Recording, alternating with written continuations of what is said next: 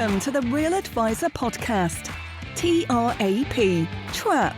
Please follow us and join in the conversation on Twitter @Advisor Podcast, where you can suggest ideas and themes you'd like the Trap team to discuss.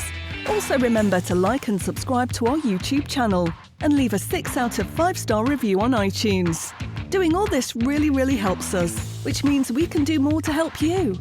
Now let's head over to the studio for the latest pile of Trap.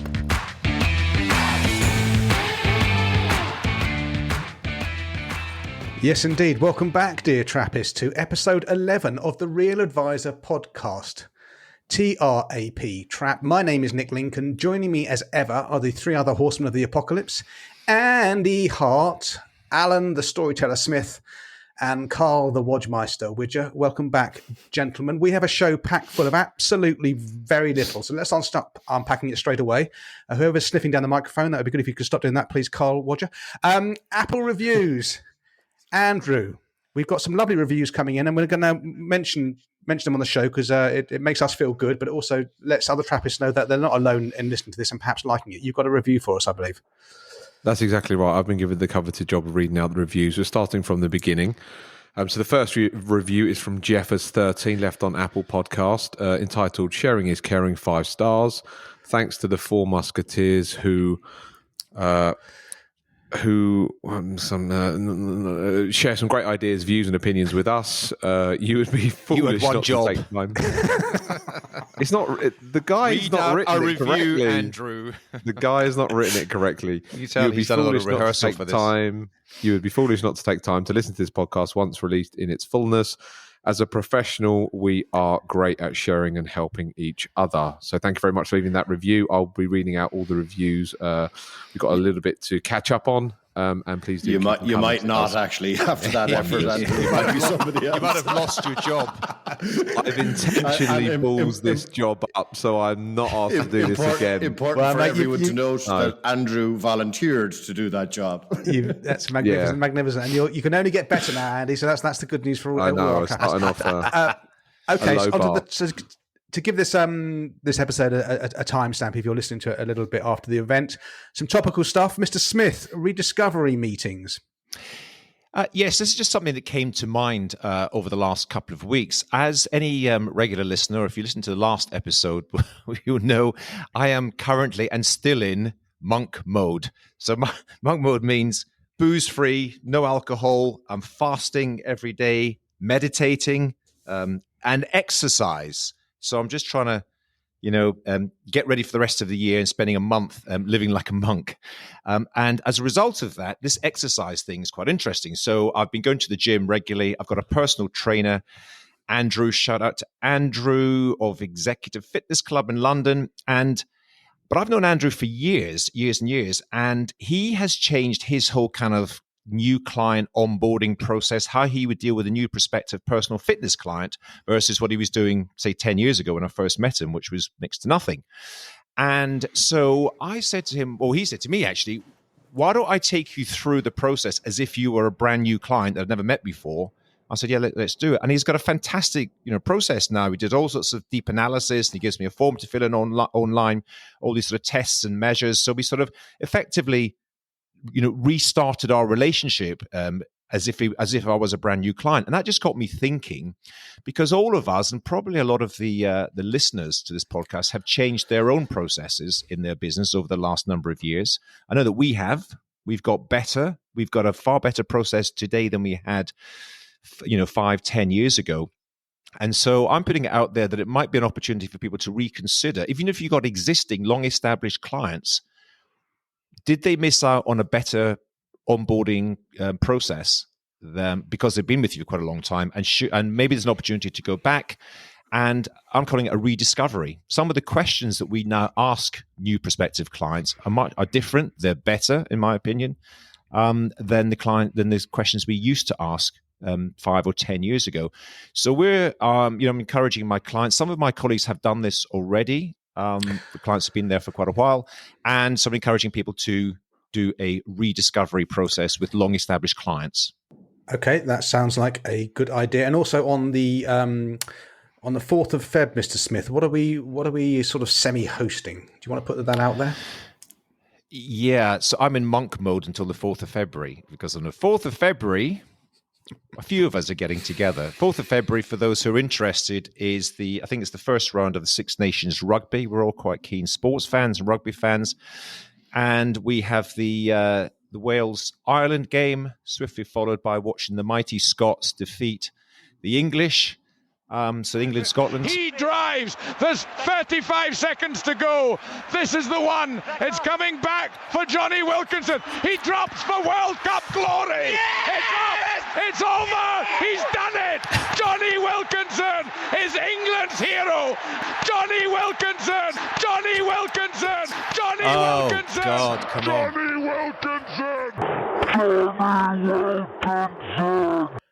Sorry, Alan, you were saying about Scots. Carl, it's like the football. You never hear the end of 1966, do you? This is the rugby version. Well, you guys never get to the start of it. Anyway, just to reiterate, I won't be attending on the 4th of February. Yes, for that very reason. We're getting together in a central London pub. We've hired out a room. Any of the Trappists, anyone listening in, if you hear this in time, you're more than welcome to come along. We will put a link to the venue in the so-called show notes. 4th of February. Very good. Great stuff. So what else? So the CII PFS battle continues. So I am considering I currently get my certification and my statement of professional standing, my SPS, through the Chartered Insurance Institute. I'm now looking at the alternative, which is called CISI. What's that stand for, actually? Can't remember. Anyway. Chartered Institute of Securities and Investments, I think. Securities Investments, yeah. So I'm probably going to do joint membership with them. It's not a lot to join them. And I've had a look around their website. It actually looks pretty decent. And their CPD recording tool looks pretty decent as well. So even if the PFS survives, I don't want to be associated with the CII. They seem to be just an ineptly run organisation and quite shady. That's what I'm doing. Mr. Widger, there was a very popular series on Netflix. Tell us about it, my friend. Yeah, Madoff, the Monster of Wall Street, I think it's called. It's a 4-part series on Netflix, going through the Madoff story, which has been told lots of different ways before. It's probably not brilliantly made, to be honest with you. It's 4-hour-long programs, but it probably should have been just 2. The point, though, is it's very popular, and it's been watched by an awful lot of people in Ireland and the UK. And I think the reason I just wanted to bring it up was I think it's really important as advisors to our clients that we kind of get out ahead of this and that we're proactive in talking to our clients about the security of client assets. So whatever platform you're on, what third-party securities are there, whatever fund manager you're with, etc., segregation of assets. Because I think making assumptions that, we don't do it Bernie Madoff way, and how could people have been so stupid? I think that's probably not a great place from our clients' point of view. Our clients want the reassurance that, jeepers, there was an awful lot of very clever folks caught out on that, and we've seen the Sam Bankman-Fried debacle going down last year as well. So I just think it's worth pointing out, and just kind of for all advisors to make sure that they do some work on this, and that they have somewhere where they can point their clients to on their own website for the work that they've done internally to just demonstrate the security of client assets and what happens to your money and who gets your money and the security thereof. So I think just important to point out. Can I just add quickly? There was an article in the Financial Times at the weekend about some super wealthy American family who invested millions and hundreds of millions in Enron. And then he invested in Madoff, and now they're just throwing countless millions at FTX.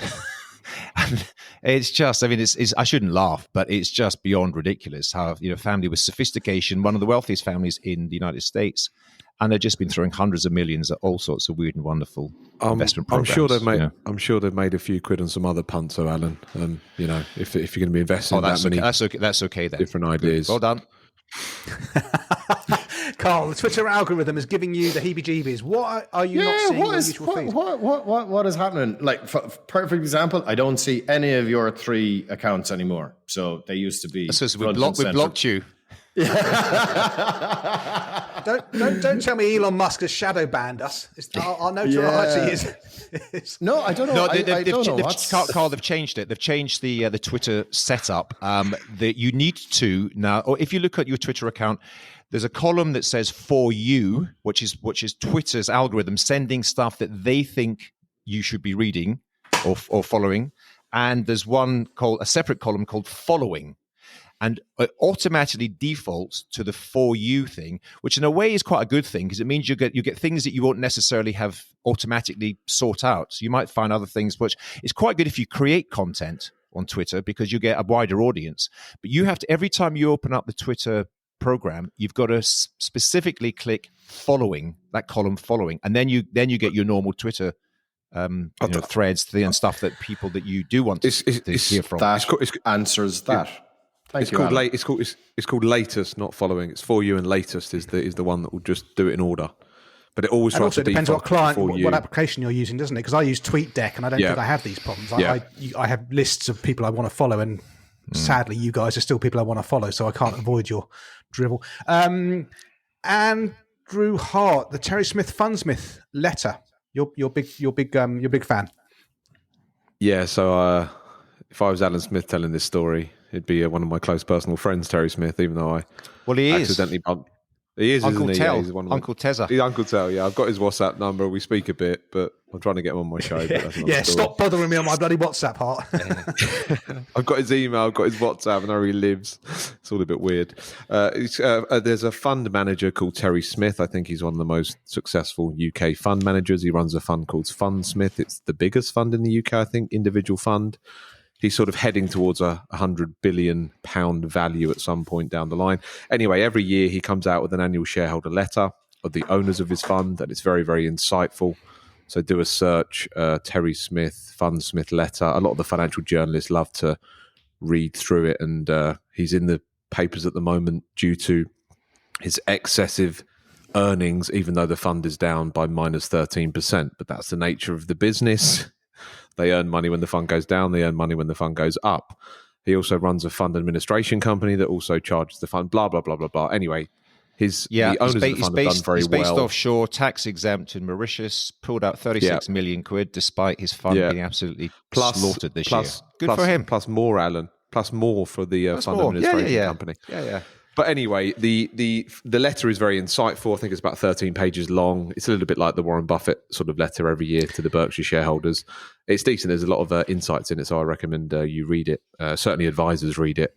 Obviously, I'm not pro-active management, but if I was to be involved in the active management space, it would probably be a fund that I'd look at very closely. Over to you, Nick. Yeah, points well made, and he's very, very quick in a world of stuffed shirts and sort of, Quintons and Petronellas. Terry Smith is your Essex lad, and he's very quotable and down to earth, and good value. Yeah. Okay, really, that's really great. Good. So that's the topical timestamp given to this episode. Let's move on to the meat and potatoes, and a recurring theme in the Trappist questions that get put to us is around the client acquisition process. How do you acquire clients? What's the route you go through to do it? So today we're going to devote a lot of time to this, and it may well be that this could be a part one of 2 episodes, because if we're still deep in the weeds on this in sort of 40 minutes, then we'll carry it over to the next episode. Because without it sounds, this is a facile comment, so laugh at me, but without clients, you haven't got a business, right? They are integral to your business, and you've got to get them if you haven't got them. So I'm going to lead off with this, and I became an IFA in 2001, and I set up on my own in 2008. So I could regale you with stories of how I, as a startup business, got clients in the 2000s, but I think that world has gone. Or I imagine that world has gone. I did it through the classics: networking, business breakfast meetings, hooking up with local accountants and solicitors, and just asking for referrals. I think the great bedwetting over the Wuhan flu might have put an end to the breakfast networking to a degree. I don't know if that still goes on. And the thing that's changed between now and then is the internet. The internet has changed everything because we have so much knowledge now at our fingertips. So I'll quickly talk for a few minutes here. And if I see your eyes glazing over, I will stop. I would now, if I was a hungry 30-year-old starting a financial planning practice with a blank canvas and 0 or a handful of clients, this is what I would do. For our American Trappists, we love you. but the word is spelled Niche. It's a French word, but despite that, it's a good word. Niche, not niche. I would niche like a bugger if I was starting off from scratch today. And my niche would be, and I thought about this yesterday, but I would go for limited company owners. Okay, that's the first filter. Husband and wives, limited company owners. That's the second filter. They'd be in a specific sector, and I've just picked the creative sector for reasons I might explain a bit later on. So limited company owners, husbands and wives in one sector, aged between 35 and 50-ish. Those would be my 4 parameters. The fifth one would be they must want to work with me digitally. I don't want a face-to-face relationship with these people, and they don't want it with me normally. So they could be based anywhere in the country, but they've got to be switched on with the tech. And if they're in the creative agency field, they probably are tech-enabled because they're designing websites, they're doing other stuff, branding, they know how to use the software packages. Those would be my filters, and I would niche down on that. Really focus on a particular strong area.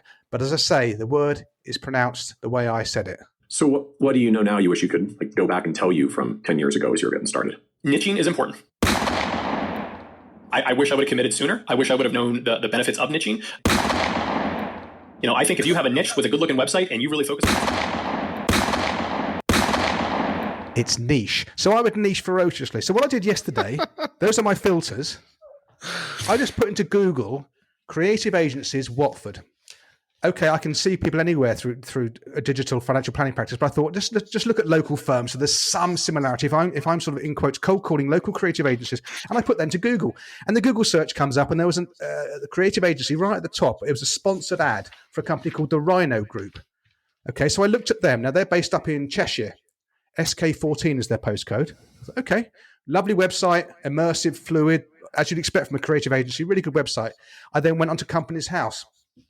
Because you can do this in the UK. I'm not sure about other Ireland or America or South Africa, but certainly in the UK, you can go into Companies House and look under the bonnet of these companies. And what I'm about to tell you is all in the public domain. I'm not giving away any confidences, and the Rhino Group and their directors are not clients of mine. This is just an example I looked at yesterday. On Companies House, the 2 directors of the Rhino Group, Lee Higgins and Stephanie Higgins. Now, unless they're brother and sister, which is highly unlikely, straight off the bat, I've got a husband and wife, limited company. Companies House gives me their month of birth and date of birth. Lee Higgins is born June 1971. Bang, he's 51. He's just on the edge of my filter that I'll take. And his wife is 5 years younger. So now I've got a creative company owned by a husband and wife in my age bracket that I'm looking for. Even better, Companies House gives you abbreviated accounts. Now, they're not good for much anymore, abbreviated accounts. The balance sheet, you can infer stuff from the balance sheet. But what the abbreviated accounts give you are the client's accountants. They're on there. So now I know this company is owned by this couple. I know their ages. I know who their accountant is. And I can look at their balance sheet and say they've got net worth of 1.7 million in the company. So it's a going concern. It's profitable, or certainly has been in the past. I've done that from a 10-minute just looking on Google. Now, how would I follow up? And I haven't finessed this. Obviously, I would think about it a bit more, but I'd probably send Lee and Stephanie a copy of the book Enough. And in there, I would put a little card saying, saw your business, looks fantastic. I work exclusively with people in your field, helping them work out whether they've got enough. If you're interested, please give me a call. I'd post that out from a physical thing. I'd email the accountant, Anthony Witch & Co. And I'd say, I notice you've got a client who works in exactly the same field as I specialize in. I help the directors of these companies to financial fruition, and I work with their accountants to do this. My experience is it strengthens the relationship of all parties in the advice chain. I'd love to have 20 minutes of your time, please. I think it's time that you will save if we work together going forward, or something like that. And I would, if I was starting a business, I would be. I'm getting excited thinking about it. What you could, what the information that's at your fingertips, and I would be getting up at 7 a.m. and just doing this to all the creative design people aged between 35 to 50 that are owned by husbands and wives, because you can get the information. It's all there on the internet. We didn't have this 20 years ago when we had to go to bloody breakfast networking meetings and all the other crud. This is what I will be doing day in, day out, but I'll be niching down. And the final thing, why would I do creative design? The reason is because last year I picked up 2 clients. You'd be niching down. Niching down. Whatever. Did I say niching? Sorry. Okay. Last year I picked up a couple and they're going to get married, but they're not married yet, but they're going to be husband and wife, and they both own their creative design agencies in their 30s. So it was just front of mind. That would be who I'd probably go for.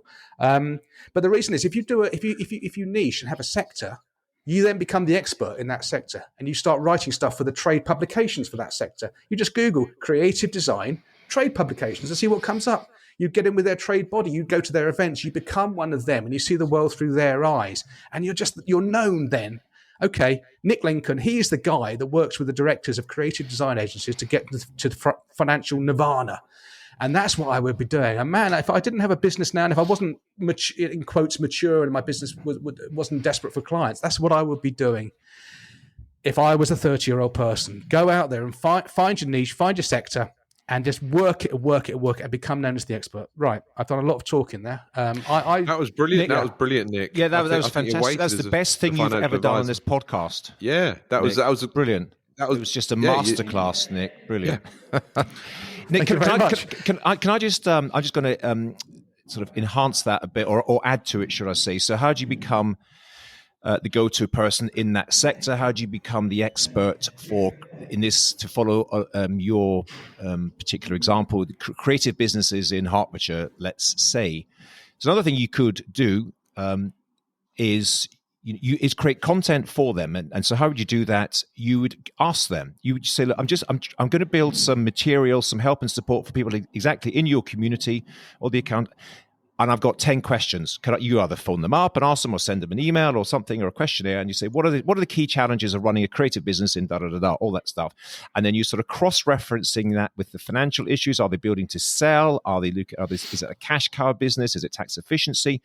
And you can create a very nice document, call it a white paper, ebook, whatever.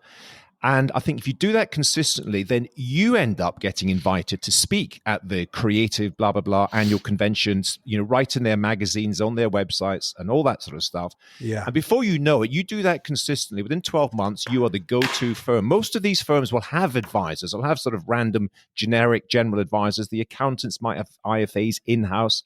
But all of a sudden, just through your research, analysis, getting feedback, and then translating that into content, documents, white papers, video, you are the go-to guy. And I think you do that consistently for a year or two.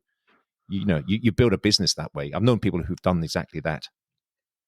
Andrew. Yeah, that was superb, Nick. You are wasted as a financial advisor. You're more a marketing coach as such. And the way you pitched it was right, and it was just very passionate, and you covered all the things on. I mean, you could push a little bit further and say, in an ideal world, you'd send them, connect with them on LinkedIn, then you send them a link to a video that's tailored to them, saying, "Hi, I'm Nick. I know exactly who you are," etc., without being too stalkery. Yeah. I think the key thing that people have to do is pick your niche carefully. The niche needs to be a viral niche. As an example, for my situation, I used to get a lot of referrals from an accountant that used to work in Hampstead. He referred me to about 3 lovely, wealthy Hampstead widows. They were great clients to work with, but they never really spoke to each other. So the niche wouldn't grow. So the one that you mentioned is creative agency owners. They sort of do speak to each other, even though if they're in competition, and the niche is viral. So yeah, I would say I agree with everything you said. The amount of public information out there is phenomenal. So yeah, find a niche that's viral. Over to you, Cole. Yeah, very interesting. And really good stuff, Nick. I'd like to apologise to Lee Higgins for the 84 copies of Enough that he's going to get after this episode. And can I just, Cole, just before you start, that was just pure. I came up with that ideal client profile, and then that was literally the first creative agency I clicked on. The first one in the search, and it happened. So, I think it's out. I think it's there. Sorry, my friend, crack on. Yeah, no worries. Look, I'm going to come at this a slightly different way, right? So if I was starting up, like you, Nick, everything you said, that's what I did when I started up, right? So the networking like hell and getting out there and lots of cups of coffee and blah, blah, blah. So if I was starting up now, there's a couple of points I'd like to make at the outset, right? Number one, it's hard work.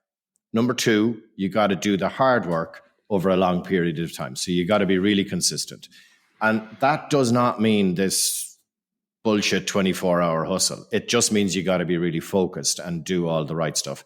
Yeah. And we've spoken about this lots of times before. So if I had my time back, or if I was starting out now, I would do two things. I would, yes, 100% do the content creation. And if I can just tell you what's worked really well for us here at Metis is we've created a number of different guides that you can download. We either put them out kind of in social media that you can download from that, or we put them on our website, and we do get lots of really good leads. So it's like business owners, 10 things you should be thinking about when you're coming to retirement, that kind of stuff. So I would 100% do that. So that's kind of on the same track as what you were talking about, Nick. However, when we started up Metis Ireland in 2014, now bear in mind I was 4 years at it on my own before that. One of the things, the best things we ever did, and it has definitely evolved since then, was we did a launch. So big launch, and we got Joe Schmidt, who was the Ireland head coach for rugby at the time, and the Irish team. It was obviously between World Cups, so we were doing really, really well. We just won a Grand Slam. So we got Joe to speak at it. We had Gary Connolly, who's a friend of mine, speaking about passive investing. And then we just did one or two other things about real financial planning. And we filled a big room in a hotel. I think we had 160 people there. So loads and loads of work went in. Now, at the time, we hadn't a bob, but we kind of scraped together this event, and it was absolutely brilliant. Joe was magnificent. Joe subsequently spoke at two more events for us, became a friend of mine before he went back to New Zealand. So we used Joe a couple of times after that. We also did some lunches where we brought kind of high-profile sports people in, or we had a guy called David Coleman. He's a very well-known child psychologist, kind of dealing with teenagers, because that's the kind of thing a lot of our clients were dealing with at the time. So we did a lot of those kind of events where we were bringing experts or high-profile people. But back to the very start at the Joe Schmidt event, we just had a little feedback form. And on the feedback form, so obviously if there was 160 or 70 people there was loads and loads of them who weren't already clients. And we just had would you like Metis Ireland to contact you about real financial planning? And almost everyone ticked yes and gave us their email address. And the amount of business we got out of that, and it was big and it was ballsy, and it was, we were absolutely shitting bricks beforehand to make sure that, we didn't have a room full of 12 people, that we got the people there. It was a lot of hard work. It was very stressful, but by God, did it pay off. And then we kind of found our rhythm. And, like the evolvement of those events was the Future You one that we spoke about before. And we're planning that for 2023, a bigger and better one. But I get what you're saying, Nick, about doing everything digitally. Personally, I would, create the content 100%. But maybe everybody is going to try and do it digitally. And maybe you can kind of set yourself out from the crowd by saying, no, we're going to be the guys who are going to press the flesh as well. So, the single, and look, I have other stuff that we've done along the way and that we're doing now that are definitely working. But, I would say go big, just go big, back yourself and do it. Carl, that's really, really interesting. You're a mature business now, aren't you? Do you set, as part of your business planning each year, a set number of new clients that you wish to acquire in the year? Yes and no, right? We do have. So we've kind of 4 advisors now who are out looking for new clients, and they have kind of they do their annual plans, which we did before Christmas, and we're kind of reviewing them now this week actually, and they will set out what they want to get. So we have different levels of clients. So they'll nominate how many of our top level they want, nominate how many of our kind of second level down that they want. And then what we do is, okay, well, if that's what we want, what are all of the activities that you need to do in order to do it? And because we're a mature business, it can't all be about events and golf and all that kind of stuff. But that is there. That, we're trying to raise the profile of our advisors based on a conversation I had with Alan about 18 months ago, I would say. about doing, them writing blogs, doing video content, all of that kind of stuff to raise their own personal profile.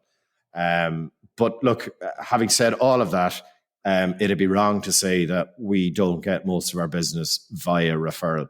And I obviously that's brilliant because, once you meet someone who's already been referred, I think the initial barrier is already broken down, that you're kind of in already. But we're trying to develop other strategies as well so that, business is kind of coming to us from other sources of places as well. But the reason I'm saying this and the reason my views might be slightly contrary, and I don't know, is that doing only one strategy and honing in on only one thing, if you're setting up on your own and then you go through a bleak couple of months on that one strategy, well, you might get kind of disenchanted. And that's really, you want to build momentum, and momentum is massive. Build momentum and then keep it going. Andy? Yeah, I agree with you, Carl. Yeah, you have to try a few different things. It needs to become you. You need to be constantly, on the lookout to build clients. It does depend on what your background is. Are you an insider? So you've got previous experience in financial services, so you've got somewhat of a head start, or you're an outsider coming in from a totally different business and it's sort of a second career. Also, a practical point that I sort of do mention quite a bit to younger advisors, you need to become quite good at becoming referable and also know how to deal with referrals. So if you're out and about and a friend says, oh, my dad's retiring, my sister's doing XYZ, buying a house, something is a trigger word that that you can help them for. Some inexperienced financial advisors say, well, get them to call me. And that's never going to happen. So you've got to flip on its head. You've got to say to them, look, it sounds like I can help your dad, your sister, your brother, your colleague. Do let them know that I'm going to give you a call. I'm going to give them a call. Just, confirm it with them that I can call them. From a practical point of view, you need to understand how to deal with referrals. You only need 50 families to really run a successful sort of IFA business. And then obviously from there, you're then going to go for growth. So I think the real challenge is going from 0 clients to, let's say, 25 or something, isn't it? 0 to 25 families. That's where you're going to be doing the heaviest lifting, the hardest work. Once you've got there, you've got a bit of traction, then you can sort of, pick and choose who you want to work with, then sort of refine the numbers and play with it from there. But if there's anyone that needs your help, say to that person who's the middle person, do let them know that I'm going to give them a call. Just, pass it through with them. Because take the job on yourself. Whenever you give someone else the job to call you, it never normally happens. And that one person could be a great fan that you're going to look after, but you've ballsed it up because you said, I'll get them to call me, and they're not going to, rather than the other way around. So sort of a small practical point. I think Alan's next. Yeah, all good stuff. This is really, for me, this is very front of mind for me because, we're a very mature business now, but we're still very ambitious and we're still looking to spread the word, win new business, win new clients. And we're speaking now at the beginning of the year, and I'm looking forward. We do set ourselves pretty ambitious targets. We had the best year in our history last year, despite the fact there was a difficult time for markets, investments. So we're sort of honing our thoughts and ideas, and so I've got a lot of things I can share. In the interest of time, I just want to say there is what you've talked about there, Nick, is in particular, there's kind of what I would call sort of slow burn, things you would do for a while that you build up relationships and build up clients and relationships with accountants, which will take a while. There's also quick wins, I think. There's things that you probably could do if you need to be a bit brave. But there's quick wins that you could get a quick return with an opportunity to speak to people. Let me tell you a brief story to tell you something that I did some years ago. Grab yourself a drink, a very long drink. It's story time with Alan Smith. Heart's gone. Yeah. Anyone who's watching this on YouTube, Hart has disappeared. Heart's left the room. Oh, he's back. He's got himself a drink. He did get a drink. Well done. Very good. Is there gin or vodka in that? Looks good. Now, so when I got started, which was 2004, those people who are old enough to remember those years, the dominant piece of news in personal finance around that time, it started a couple of years before that, but it was still ongoing, was the saga of a firm called Equitable Life. who were one of the largest and most successful investment, insurance, pension companies in the UK. They were established in like 17 something. They're one of the oldest companies in the world, 1760 or something. So they've been around forever, and they were very famous in that and all their TV adverts, and they were prolific. They were everywhere. They advertised, we cut out the middleman. They had their own internal salespeople. And if you were an advisor, an IFA, you couldn't get access to their products. And so they said, we don't pay commission to all these middlemen. That was the sort of the sales pitch at the time. I mean, they paid their own internal salespeople plenty, but that was the exactly. So as a result of that, a lot of the professional classes that were well known for having, judges, lawyers, doctors, surgeons, very senior professional people, very wealthy people were attracted and sort of cut out the middleman. So they were hugely successful. And without going into detail, I mean, look it up if you don't know the story. It is an incredible story. But long story short, they went bankrupt. They went bust pretty quickly. And I was watching this from the outside because, of course, as a new sort of startup IFA, we didn't have any clients exposed to that. But I just thought, here's an opportunity. So I think the phrase is news hack. I news hacked. I looked at something that was going on, very contemporary, very much in the press, front page, not just the financial press, but front page of the Telegraph and the papers. So I just decided and completely didn't check with compliance or anything at the time. And so any listener, you should check with your compliance people before you do anything like this. But I decided to take out a small ad in the Sunday Times. And of course, this is pre-internet years. And so literally, it was like an eighth of a page. Cost me about 500 quid. Eighth of a page. And I've still got the clipping from it. It said, Equitable Life Investor, ? For free impartial advice, please contact this number. Yeah, I didn't even think we had a website. We might have done, but it would be very, very rudimentary. Anyway, so it was a complete speculative one-off. Let's just see what happens. And I gave the phone number of the office, which had an answer machine. Again, in those days, it's really showing my age. It was, one of these old-fashioned tape recording answer machines with a tape, a little cassette tape. And I didn't think much about it. So advert went out literally in the Sunday Times. And I looked at it in the paper, bought the paper. I thought, oh, yeah, there's the ad, phone number. Come into the office Monday morning, and the tape, there was so many messages that it ran out of tape. There was about 25 messages from people, and then there was no more to be taken. And then the phone started ringing as soon as I got to the office, and it rang all day that day, the next day, the day after, and it just kept ringing. I mean, a lot was just not relevant. It was just sort of random stuff. But I can tell you, 18 years later, we have still got clients to this day who came from that little one-off. I didn't repeat it. I couldn't handle. I was by myself. I couldn't handle the inbound inquiries at the time. So the moral of that story is there was something that was very newsworthy, and I offered to help people that were in I knew that the very nature of this issue was they didn't have advisors. They've gone direct. You cut out the middleman. Well, now you might need a middleman. You might need somebody. And I did some really good work, if I say so, at the time. It was a sort of one-off opportunity that you could extricate your funds before the gate came down. After a particular period of time, they locked it in. You couldn't get your money out. But for about 6 months, I think, around about that time, I can't even remember the exact detail, but there are clients who are with us now that we just, we saved them. We got their funds out. There was no penalties or exit charges, and it was a really good job. And so fast forward to where we are today, you might not, or maybe you would, but you think about things going on. Right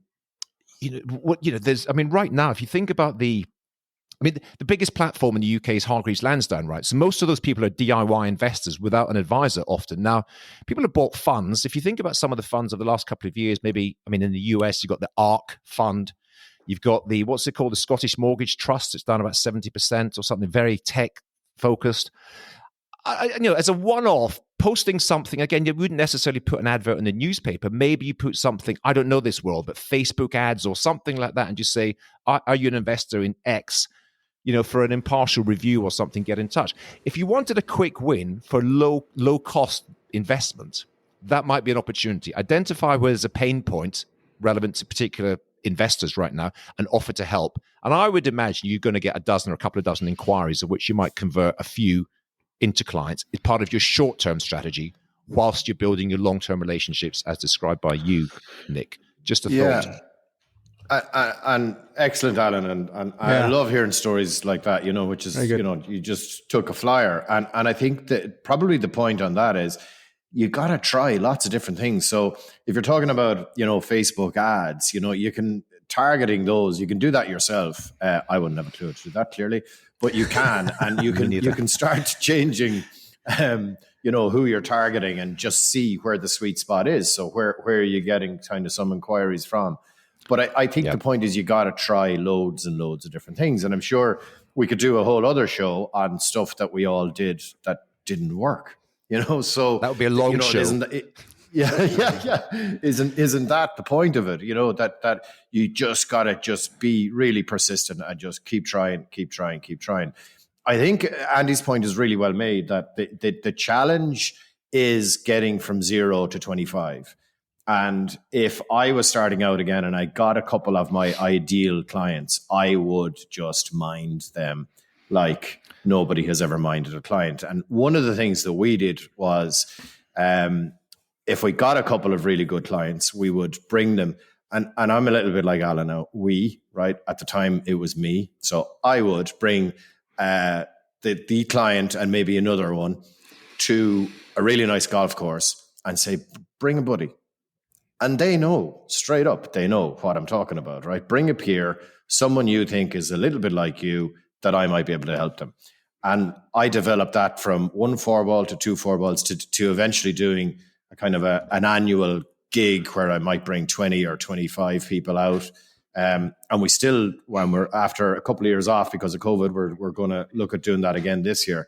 But that was a really, really great way of building relationships. And I think, you're not looking on the 13th tee to ask somebody, have you got a pension fund? It's just, how are you doing? I deal with this guy, and let my client Nick tell my prospective client Alan, oh yeah, Carl looks after my stuff, and it's he does a really great job.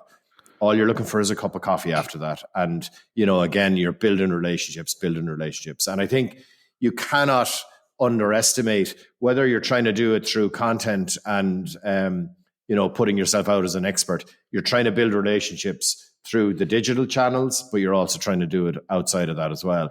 And really, you're trying to be what's the phrase, Alan? The key person of influence in your area. And so how keep the focus on that. How can you keep doing that? How can you be the go-to guy when somebody has a problem with their, has an issue that they want to discuss around their pension or their investment or whatever? And yes, we all know that then we get them into real financial planning, but deal with the issue in front of the client first. So don't get too evangelical about real financial planning, because you got to be commercial about it. And I think, building those relationships, becoming someone that people know, like, and trust, that's your best way from 0 to 25. Very good. But it ain't easy. Andy. A couple of points on that, Carl. Yep. Bring a buddy, just not any broke buddies. Yeah. The what we call ourselves as well. Insightful. Brilliant. Thanks, Andy. You were itching to say that, weren't you? Yeah. Nobody's Next. broke. Bring a buddy. Similar to you. Was that it? You, is that it, Andy? Drives a similar car. No. I've got more to say. Do call yourself a financial advisor, as Carl says. Don't get too evangelical about financial planning and lifestyle financial planning. They don't know what that is. Say you're a financial advisor. Keep it simple. If you want to be a bit more provocative on that side, you can even call yourself an investment advisor, because often that people are looking for an investment person, even though you are a financial advisor, you are a financial planner, they are going to get behavioral coaching, they don't know any of that. So call yourself a financial advisor. Talking about content, when I set up Maven Advisor, I pretty much launched a podcast alongside it, a money guidance podcast called Maven Money. I'm sort of known as the no BS financial advisor. That's my niche, I suppose. And if you're going to set up a podcast, Andy, the ultra crepidarian Andy, he knows about everything. Andy can't be told anything. His name is Andrew Hart. Andrew Hart. Okay, I'll finish my point. The podcast format is amazing, and I think we're just getting started with it, hence we're doing a podcast here. This is a video podcast. The good thing about a podcast is you can get relatively cheap equipment and then just press play and then stop and then upload it. So along with everything else that you're doing the network, I mean, I was a member of BNI. So my story is somewhat interesting. I started as a financial advisor in 2007. So I'm sort of 16 years in this. So I sort of spent 8 years in the old world, rocking up to shitty accountants' offices and shaking hands and drinking bad coffee, going to golf clubs at ridiculous hours in the morning. And then I've ran a podcast for about 5, 6, 7 years. So I've had half my life, professional life, in the old dusty world, and half my life in the new digital world. So yeah, I've seen different things along the way with that. So I'm just a banging the drum for podcasts are a great way to get your message out there. But you need to be consistent with it. You need to have somewhat of a niche. You need to have quite an opinionated voice, because it's quite a noisy market. And that's about it. Who's next? Nick, are we? I mean, I've got about 3 or 4 other things I could say here, but I'm just wary of the time and other stuff we want to talk about. What do you think? Should we chat a bit more, or should we carry some of it over to another episode? Well, I think we can really mine this, and we've got a lot to share. I'm of a mind to draw a line under it for the meaty potatoes for this episode and then we'll give it the proper due care it's due in the next episode. Is that okay, guys? Do you think that makes sense? Yeah. Okay. That's good.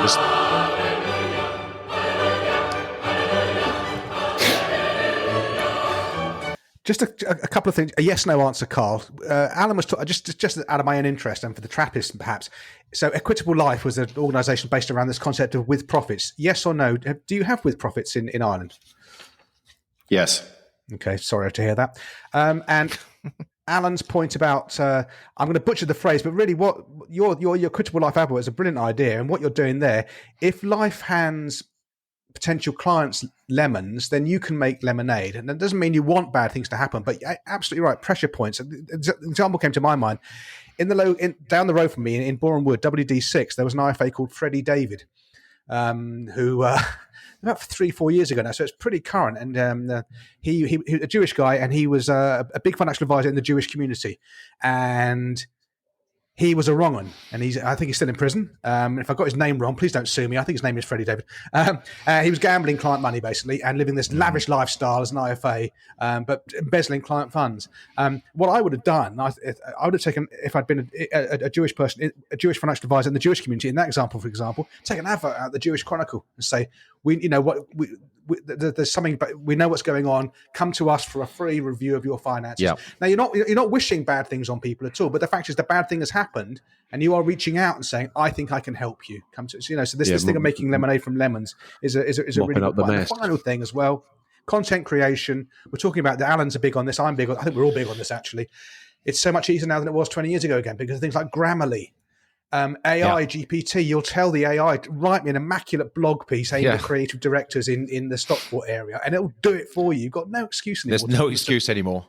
No excuse. Exactly.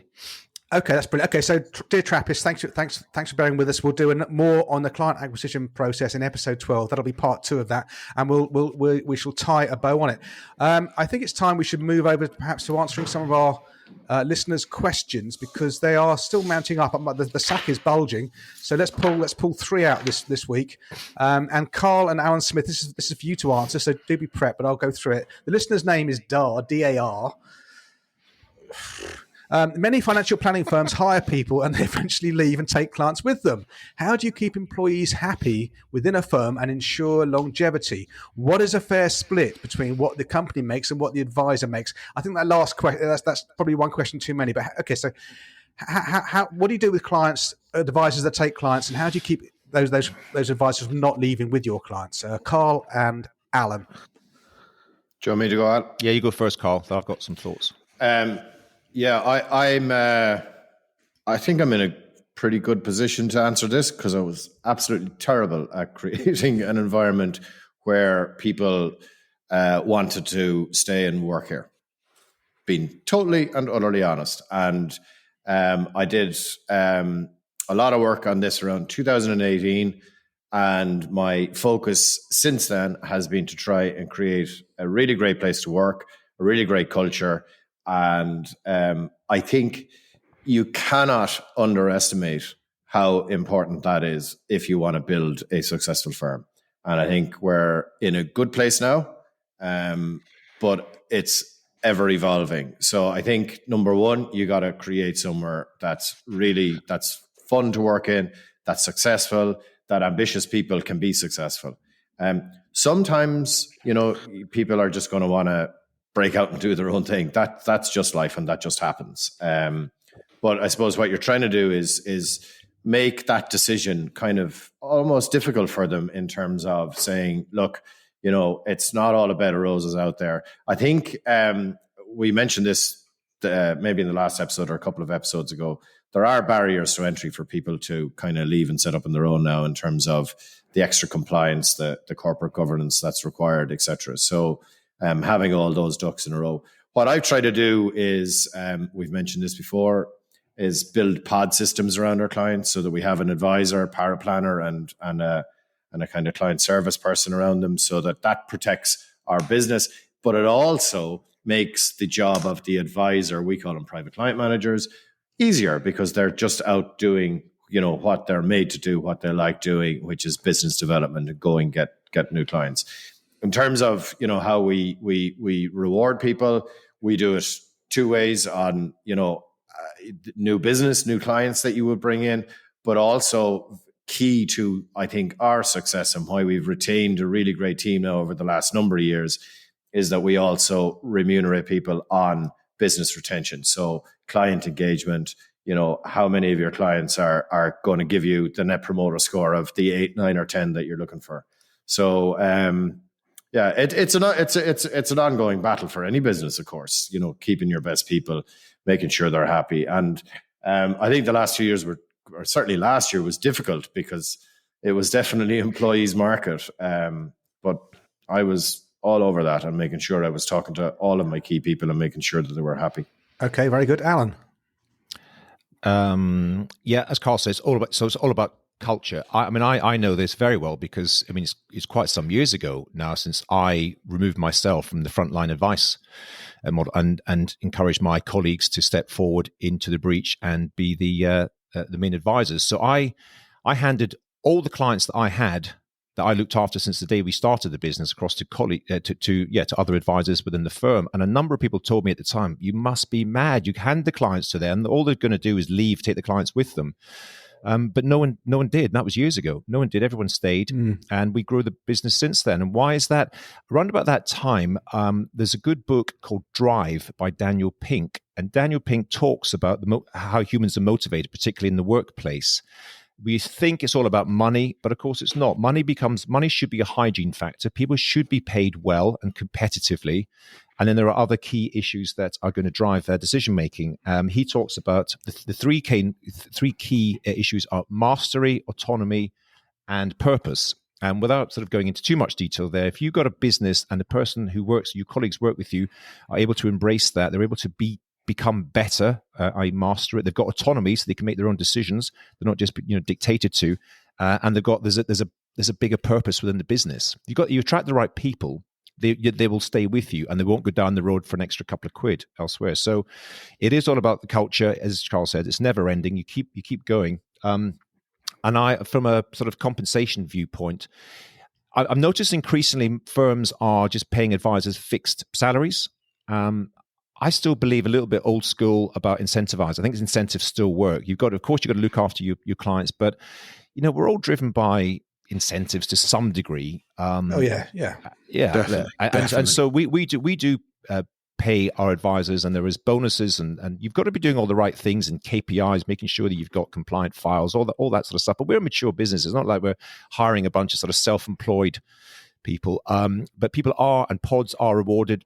Our pods run their own P&Ls, and so it is about profitability, and people are well paid, and they are bonused on new business and retaining existing business. But that's an individual business decision. Some really successful businesses do still pay sort of flat salaries and have some sort of bonus scheme, sort of profit share at the end. But hopefully we've covered that, Nick. Yeah, just one very, very final point. If you're in the business of trying to grow your business, trying to, expand, fixed salaries for me, I don't know. Does that work? That's just my own view on it. I think you got to, as you say, Alan, incentivize people for great performance and for helping in the expansion and the growth of the business. That's just definitely. Do you know when I started all those years ago, even before when I started as an IFA, the tradition, to answer that specific second part of the question that Dar raised, all advisors, and a lot of them had self-employed people working with them, but I mean, I was going sort of knocking on doors of advisors in those days. There was a traditional model which was a third, a third, a third. So the IFA firm retained a third to run the operations and keep the whole thing going. The advisor took a third of the income, and a third was kept for profit. And you know what? 20 years later, it's not that a million miles away from that. Is that a starting point? You'd adjust that up or down depending on your business, your structure, and your overhead. It depends. Are the advisors self-generating opportunities? You know, that's the lifeblood, as we've said already, of growing a business. If you're doing all that yourself, or the company's creating all the new business, all the prospects, everything, then the company's going to have to be, compensated for the cost of doing that. But as a starting point, a third isn't a million miles away from that. That might be quite generous, but broadly speaking, that's where I'll start. I like it, and I think if you're trying to build a brand that people can buy into, and it helps them when they're doing their business development, I like it. I think if it ain't broke, there you go. Okay, very good. Next question from Trappist Jordan Coldclough, who's on Twitter as @JColdcloughFP, Foxtrot Papa. Hi guys, I'd love to hear your thoughts about passing clients down to new and in particular younger advisors. Your views on the best way to do this, how to go about introducing the new advisor, best ways for the new advisor to handle the transition, be bold and take the relationship back to basics, or avoid rocking the boat at the risk you never really get to know the client properly, and what worries might the seeding advisors have, if any? Thanks. Well, we kind of touched on that in that previous part, but again, Andy, you're welcome to chip in, but Alan and Carl have marked this for discussion. So one of you guys run with that question. I'll just follow on from what I was just saying, because this is exactly what we've done. First of all, I've handed over clients to other advisors and younger advisors. We continue to do that. And it's quite funny, because when I was beginning to hand clients across, and some of these people I've known for years, I thought they'd all fight tooth and nail to keep me. They didn't. They went, yeah, fine. Yeah. Why did you think that? Yeah, one did. No more stories from Alan. No, but I mean, again, it's very personal. It's individual. There are some clients you just know really super well, don't you? I know some clients I've knew socially, and I wasn't just going to walk out the door. So, and in fact, there are some clients I still, I'm in the meetings with. So, in terms of the practical transition, it's very simple. You have joint meetings for a period of time. The main seeding advisor, as he's put it, together with the new advisor that's being appointed. You have one or two, depending on what it is. You get them used to it. And I positioned it on the basis that it's not as if you're losing me, because unless the seeding advisor is leaving the company, you say, well, you're getting access to the greater team. I'm still around. If you want to pick, me to join a future meeting, you want to pick up the phone, I'm happy to discuss anything. But day to day, here's John or Mary or whoever is going to be dealing with your issues day to day. And I think you can position it as a win-win for everyone, for the client who's going to get better, more dedicated service, for the young advisor, but without saying I'm abandoning you and you won't hear from me ever again. And I think the last thing I'll say is our more sort of smaller boutique businesses have got a lot more to add to that than a traditional, the banks and the big nationals who people just leave and you've got to start all over again. Right. Yeah. Here's your new advisor who doesn't know any of the details. So, and we actually make that quite a strong point when we're speaking to particular clients. You're likely to speak to the same organization, for many, many years ahead, which is what clients are really keen to do.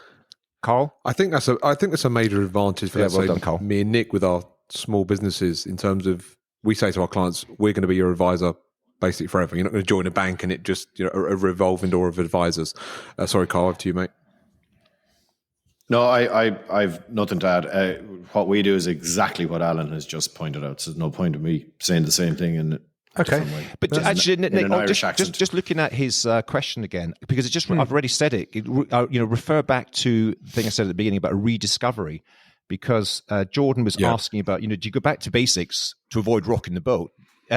Yes, you do. You do rock the boat in a good way. You say, I'm a new guy, I've got all the information here, but if you don't mind, can we just just go back to basics? Can I just ask you some basic questions and talk about, because I'm pretty sure you'd uncover quite a few things that the existing or seeding advisor isn't so aware of. And I think clients deserve that, and I think they'd appreciate it. Yeah, exactly. You could say, "Listen, I know you as the numbers. I can see your numbers, but I don't know you as the people. So I just want to learn a bit about you." Right? Is that okay? Okay. Well, we're going to do 3 questions this episode, maybe for future episodes, because we've got so many backed up. So the final one is from Matthew Sinclair, who's on Twitter as @MapSinclair. Also, he's got a LinkedIn profile. I am really enjoying the podcast. I listened to 3 last week on a flight back from Lanzarote. Jesus, Matthew. My question is about suitability letters. In theory, this should be a document focused on outlining to the client clearly what is being recommended why, and any risk warnings. However, often they feel like a compliance exercise designed to cover the firm's arse. For a complex new client who is coming to the office tomorrow, the report is 30 pages.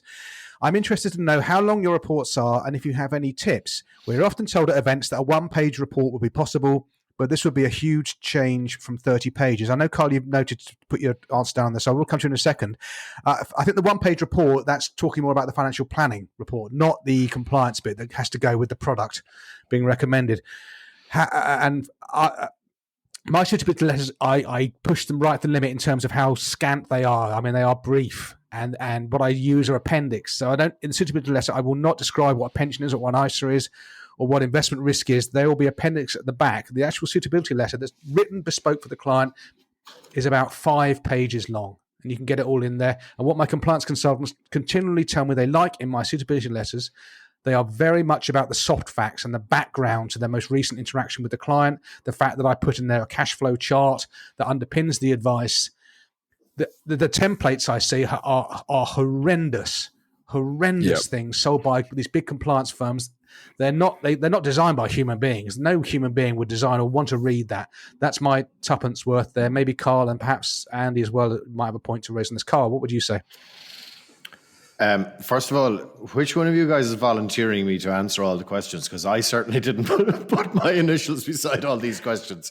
Anyway, before Christmas, we went through our bulging sack, and we did annotate them with initials. So you did, my friend. I just got lucky. I just got lucky that I got 3 in a row today. Anyway, I do have a bit of insight because we've done a lot of work on this, and we try to figure this out ourselves because.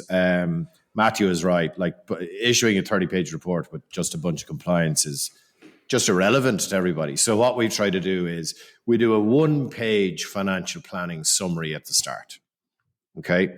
And then we do we try and flesh that out over the following, maybe it might be 5 or 6 pages. So it's like, here's a summary of the product and here's why, and just refer back to that 1-page financial planning summary. And then we do all of the compliance stuff that has to go into everything in an appendix. So that's how we do it. So it could well end up being, I don't think we've got to 30 pages necessarily, but it could be lengthy, but it's very easy for us to focus with the client on the important bits. And almost always it's that 1-page summary is what that meeting is focused on. The client then gets a full copy of the letter and can go through it. But I don't know, do many clients actually go through that word for word? But that's what we do. And we found that works for us. Andy? I issue a client a financial master plan that's the output from Voyant, the financial planning software that I use. It's got a 1-page financial plan at the beginning and then an output of all the data. Specifically to the suitability letter, I just play the game. I'm amazed that this complex client has got only a 30-page suitability letter. I've seen astronomical lengths of suitability letters. And I do play the game. I use an outsource power planning company that are amazing. They make beautiful reports, but they're incredibly detailed and complex. I'm almost certain the clients never read them or start to glance through them and get to, I don't even know what page or paragraph they get to. I'm not too bothered. I think you should just continue to play the game, issue horrendously lengthy reports, and just move on. All of the good stuff is done live with the client, either via Zoom or the meeting. You are the financial plan, you are the suitability letter, you're the one that's, telling the client to do the right things with investments and the right products. Don't worry too much about it. Just continue to issue these horrendously long reports because we've got to play the game. Alan? Yeah, I just quickly, there's a lot, we should spend more time thinking about design and layout of information. So instead of just having this sort of standard Word Word docs. That's it. Spend a bit of time with breakout boxes and summaries and checklists and bullet points, all that sort of stuff. Build that template. We're doing a piece of work this year to just try to improve on ours. That's one thing. But there are some compliance information with the best will in the world, with all the best design in the world, you're never going to nail. And I always see this in the very same ways when you download something from Apple or Amazon and you scroll on your phone like 10 pages full of stuff. You just click accept. And you assume that's exactly what it's like, that it's going to be okay. And this is the same sort of thing. Just send this to the client. You can it's all there. It's to protect both of us, both me and you, Mr. Client, Mrs. Client, and us. It's all there. If you want to go through it, by all means do so. But there's information you've got to send to you, and you're never going to design that beautifully. But the headlines and the summaries and the one pager you can make much more accessible. And isn't that the point? And we've spoken about this before, right? So it's a compliance document first and foremost, right? But how can you turn that into making that an advantage? So make it, make the presentation, make the design, make it more beautiful so that it's easier, at least for the clients, to go through the things that are really important. Because Andy is right. All of the real work is done in the presentation of the plan. But you can't afford not to do this. You can't afford to get this wrong. So why not just say, okay, well, if we're going to do it, let's make ours the very best. And like we've done our terms of business document that we have, I feel it's the best one in the market. So we have made it, as good as we possibly can. So rather than all of these things be a problem, how can we make them take it as an advantage? And again, this is advice I got from Alan Smith about 4 years ago. I think, Alan, you said to me, I can't remember exactly what you said, but said, rather than making compliance being a problem all the time, how can you turn it to be an advantage? And that's, we're so big on corporate exactly right. Everyone else is moaning and groaning about it, and they're still sending out these crap 30-page reports that the clients hate, no one likes. Okay, so how are we going to take advantage of that situation? We're just going to do it better, make it more engaged. And if a client's got 3 opportunities to speak to 3 different advisors, I know which one he's going to choose if the information is much more accessible and well designed. So for an example, look at our website and look at our terms of business document, because I think it's bloody good. Mr. Hart. I just think pick your battles. Carl's going to get about 47 emails now asking for, is there any chance I can have a copy of your client agreement? No, bugger off, you swines. Anyway. It's on our website. Yeah, it's free, available. And I didn't even charge Carl for that brilliant advice I gave him 4 years ago. I think I gave you that. Or any of the other advice. Or any of the other advice that you've given me that I have implemented. Simmer down, Trap Pack, simmer down. Right, I think we've done those questions there justice. Let's move on to what many people call the Culture Corner. Right, in no particular order. In fact, I'll start with you, Andy, because you always get to go live. We'll start with your Culture Corner. You're recommending a book, Richer, Wiser, Happier. Tell us about it, my dear friend. The book, Richer, Wiser, Happier, How the World's Greatest Investors Win in Markets and Life. I think the life actually is what's a bit more interesting about this book. I think the author, English guy, spends quite a bit of time in the US, sort of follows around 10 to 15 famous investors, Charlie Munger, Manish Prabhai, John Templeton, and spends time in their homes and where they live and how they sort of do their routines. It's a decent book, really, really decent book. I love hearing about these sort of eccentric trader characters. Joe Lewis, the currency trader. If you're into that sort of stuff. As I say, it's the more about their insights and wisdom around life that I find a little bit more interesting than their sort of trading records. But yeah, a decent book, well worth a read or a listen. Okay, thank you very much, Andy. My one is a book. Mine is a book called Midnight in Sicily by Peter Robb. It's a book that came out in 1997. I've read it a couple of times, and it's front of mind for me because the lovely Penelope and I, TLP, we're going to Sicily in the summer holidays for a week, and it's a fantastic, beautiful island. I mentioned White Lotus a few weeks ago, the series set in Sicily. Midnight in Sicily by Peter Robb is a book. It's a non-fiction book about the corrupt... Go on. Who are you flying with to Sicily? EasyJet. God, yeah. Let's not go down there. Changing your names once you book the tickets. 55 quid per flight each way. Anyway, you booked them as Nick when you're Nicholas. Thank you for bringing that up. I got over that anxiety. Midnight in Sicily by Peter Robb is a book about the corruption in Sicily and how the Christian Democratic Party, which was the ruling party of Italy since the Second World War, Giulio Andreotti was the prime minister about 7 times over that period. And how important Sicily was to winning the elections for the Christian Democrats. And you have the mafia, you have this corrupt Sicilian political system, you have Giulio Andreotti, who I think in the end was indicted, which in Italy is a miracle. But the book weaves that in also with the art and the history and the music and the food of Sicily. It's a really, really nice book. Midnight in Sicily by Peter Robb. As ever, with all of these things, there'll be a link in the so-called show notes. Mr. Smith, the Shaping Wealth Programme. Well, you're just bringing it back. Sicily sounds great, but bring it back into our regular jobs. Shaping Wealth Programme is created by a friend of mine, Brian Portnoy. I mentioned his book on this before, Geometry of Wealth. This is, I think there is no doubt that we all believe that going forward, the whole behavioral piece is going to be more important for advisors. It already is, and it's going to be increasingly more so as everyone wakes up to the idea that investment management is increasingly commoditized. And this is a program that we are piloting, and my colleague is going to start on there this month. Friend of the podcast, Dan Haylett, some of you will know, Good Egg. He's been on this program, on it last year, and said, to use his words, it was transformational, both on a personal basis and a professional basis. So worth checking out. Put a link to put it in the show notes. Great stuff. And last but not least, the Wodgemeister, Bad Sisters, my friend. Tell us about that. Yeah, last week I spoke about a book by Paul Hewson, a.k.a. Bono. This week I'm talking about a Netflix. Oh, it's not actually Netflix. I think it's on Apple or one of those. It's a series called Bad Sisters, and Bono's daughter, Eve Hewson, is in it. It's absolutely brilliant. If anybody like me is in the middle of dry January and you are looking for things to do, get on it. 10 parts. It's absolutely, it's intriguing and it's funny and it's so well acted, just absolutely brilliant. Bad Sisters. Go and get on it.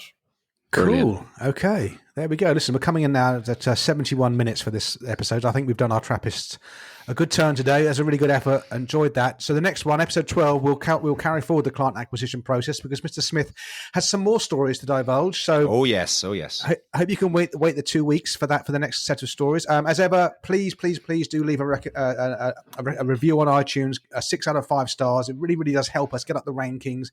And the subscribe. more you help us, the more we can help you. Subscribe on YouTube, yeah. Like on YouTube, whatever. If you want to watch subscribe on the podcast as well, the platform, subscribe on Apple, whatever. Yeah. Well, and vote on Twitter for who should be reading out the reviews from now on. Yeah, I'll give it a better crack next time. Sorry about that. I think that might be settled. You do it, Carl, in your dulcet Irish tones. Definitely not. Your limerick. You know that if you leave a review, make it grammatically correct so I can read it out. I'm looking smoothly. on Twitter. There's a hashtag on Twitter, anything but heart, ABH apparently is trending on Twitter. So, anyone but heart, yeah. Right, gents. And if anyone, and remember, 4th of February, if anyone's around, come and meet us for a couple of pints and watch the rugby. At the Royal Oak in Marylebone, there'll be a link to that pub in the so-called channels. Gents, bugger off out of my computer. Great to see you all. And Trappists will speak with you in 2 weeks' time. Take care. Bye. Cheerio. Bye-bye, everybody.